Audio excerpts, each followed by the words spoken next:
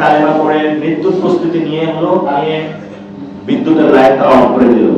আমরা চেক করলাম আশেপাশে প্রত্যেকটা জায়গায় হলো বিদ্যুৎ আছে, শুধু ঝিনাইদহ সদর থানা বিদ্যুৎ ছিল না। তারা 6 ঘন্টা বিদ্যুৎ অফ রেখেছে। তারা শুধু আসামিতে করেছিল মামলা নিবে, একটু পরে ওসি এএসপি হলো থানা থেকে হলো সটকে পড়ে। এরপরে হলো তারা যখন সন্ধ্যার পরে রাতের অন্ধকার হয়, আমাদেরকে এসে থ্রেট করা শুরু করে যে বাহির থেকে লোক নিয়ে এসে আমাদেরকে মারা হবে।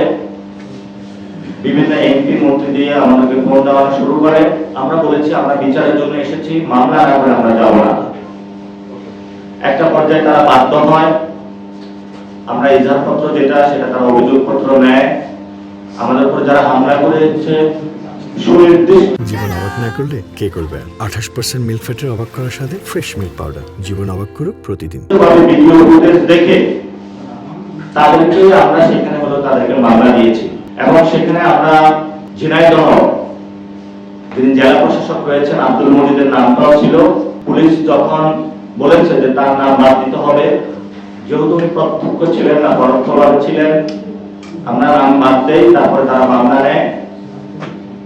মামলা নেওয়ার পর ঠিক যখন আমরা থানা থেকে বের হব, প্রায় 1000 অস্ত্র নিয়ে লাঠি সোটা নিয়ে থানা এসে গেট ভাঙা তারা শুরু করে।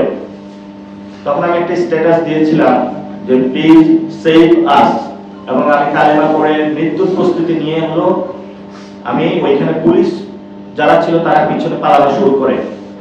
জানের জায়গাটা ছেড়ে দিয়ে আমি ওইখানে বসে থাকি যে ঠিক আছে আজকে আমার জান চলে যাবে।